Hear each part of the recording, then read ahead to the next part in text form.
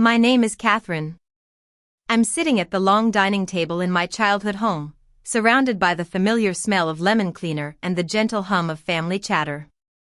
Across the table, I catch Ethan's eye. He looks at me with that same steady gaze, as if I've always belonged here. It's been 2 weeks since the wedding, and this post-wedding brunch feels like a new beginning. But to understand how I got here, I have to go back to that night. The ballroom was filled with the rich scent of roses and candle wax, but all I could feel was the weight of everyone's eyes. I walked in alone, my charcoal gray dress carefully chosen but now feeling out of place. The hostess at the front gave me a warm but late smile, like I was an afterthought. Behind her, the Thompson table, bathed in chandelier light, was already full. My sister, Isabella, was nestled in her husband's arms, laughing.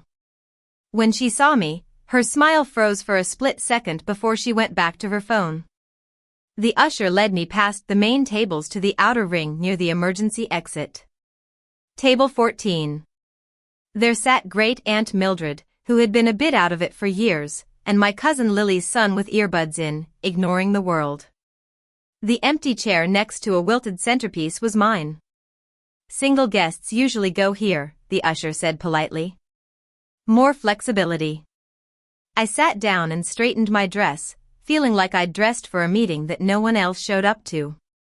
Isabella glanced over and whispered something to our mom, Margaret. They both looked at me and then away, as if they'd expected me to bring a date or hoped I wouldn't come at all. I hadn't asked for a +1. I just wanted to be part of the family, not a quiet footnote. When the music changed for the bouquet toss, the DJ called for all the single ladies. A ripple of laughter went through the room, and a few guests looked my way. Aunt Mildred chuckled vaguely. I stayed seated, my hands in my lap and my eyes on the flickering candles. I wondered, not for the first time, if anyone would notice if I'd never walked in. Growing up, I was the quiet one. Isabella was the brilliant one, with her beauty pageant crowns, dance recitals, and perfect grades. And then there was our cousin Ryan, the rebellious one who got caught smoking in high school and became an artist. I was just the reliable one, always on time, doing what was expected. Mom used to say I was low maintenance, and I took it as a compliment. I did my schoolwork without being asked, cleaned up around the house, and when Isabella was sick, I gave up my room so she could rest. When Dad, Robert, lost his job for a while, I offered to skip my senior prom and the expensive dress. He just nodded, like it was my duty. I learned early that being good didn't get me attention, it just made people overlook me more easily. I didn't mind at first.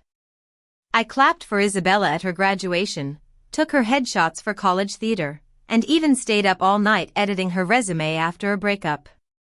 "You're the only one who doesn't make me feel like a failure," she'd said. A few years later, she told people I was too busy with my career in the city to come around.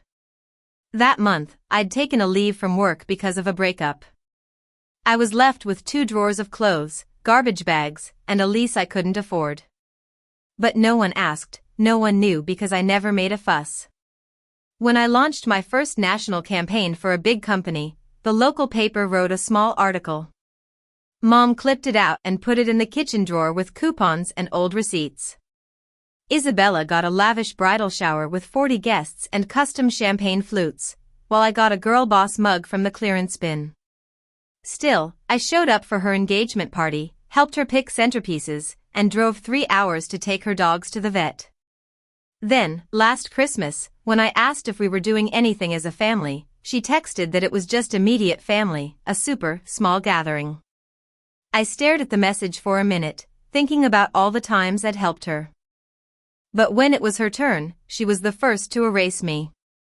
As dinner started, I cut my chicken with mechanical precision, trying not to think about how many guests glanced at table 14 and then away, like I was an unfinished sentence in a room full of complete thoughts. And then, the ballroom doors opened. A man stood in the entryway, tall and composed, in a dark navy suit that fit him perfectly.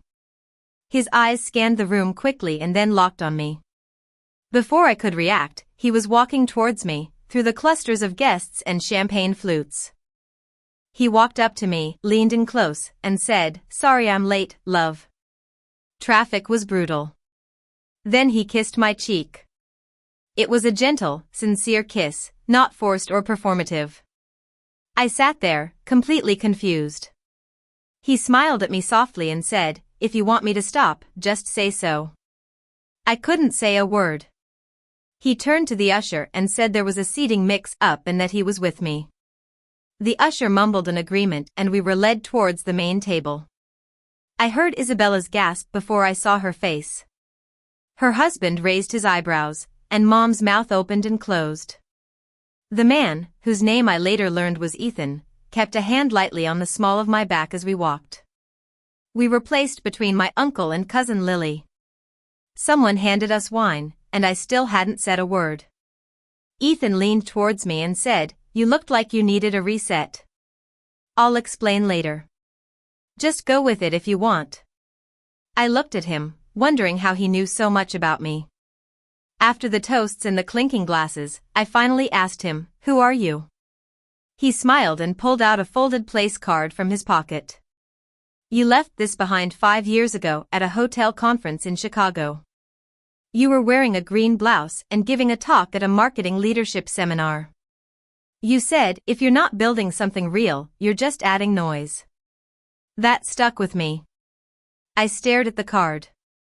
It was from a breakout session I barely remembered. I must have written my name on it during a Q&A. He explained that he was in finance, but my talk had made him switch companies. He left a big, hollow firm and joined a smaller one with a real culture. He said, "Today, I saw you sitting alone. You looked like you were about to disappear, so I walked in." I asked, "Why now?" He looked at me and said, "Because I owed you a moment, the kind of moment you once gave without knowing. No strings, just a present." The music swelled, and guests started heading to the dance floor. Ethan asked if I wanted to get some air, and we slipped onto the terrace. The wind was crisp, smelling like winter and cigarette breaks. I exhaled for the first time that night. Then, the door creaked open. Isabella stepped out, her dress shimmering, her heels silent on the concrete. I knew something was off. "You're not dating anyone." "So, who is he?" she asked, irritated. "He's someone who saw me," I said simply. She wasn't satisfied and turned to Ethan. "Do you even know her, or are you just here for attention?" Ethan didn't blink. "I'm here because she deserved to not be alone in a room full of people pretending she didn't exist." Isabella scoffed. "You don't know what she's like." Ethan just smiled and said, "I know enough." Then Mom came out. She didn't say hello or ask why we were outside.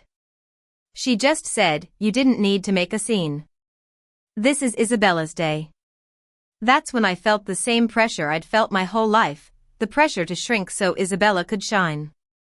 I thanked Ethan for walking in and told him I'd been leaving, just taking a while to stand up. I turned to Isabella and said, "Don't worry, you'll still have your spotlight. You always do. And to Mom, you can stop pretending I surprised you by existing." I went back inside and headed towards table 14. The chair was still warm, but no one was waiting for me. I was halfway through packing my overnight bag at the hotel when there was a knock. Isabella stood there, shoes in hand, mascara a bit smudged, holding a bottle of water. "I don't want to fight. I just wanted to say something," she said. We sat on the edge of the window seat. She told me that when Mom said it was her day, she saw my face.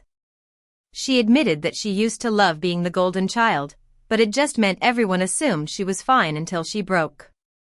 3 months ago, she'd found messages on her husband's phone. Mom told her not to overreact, and Dad said marriage is work, so she kept smiling. She said, "I erased you because you reminded me there was another way to live, one that didn't need all the pretense." I understood what she meant because I'd felt the same way. She reached into her purse and gave me a printed copy of the wedding menu with a handwritten note at the bottom, "You were never invisible. I just made sure you stayed in the dark." I folded the menu carefully. That night, in the quiet ballroom, Ethan found me in the back garden. He had 2 mugs of cider. "Thought you could use something without consequences," he said. We sat on the low stone bench and drank in silence. He said he didn't want to rescue me, he just wanted to walk beside me if I'd let him. 2 weeks later, I got a message from Mom about the post-wedding brunch. I looked at the wedding menu Isabella had given me and decided to go. Now, sitting at the table, I realize that I don't need them to choose me. I'm here so they'll stop pretending I was never there. And as I look at Ethan across the table, I know that I've finally found someone who sees me for who I am.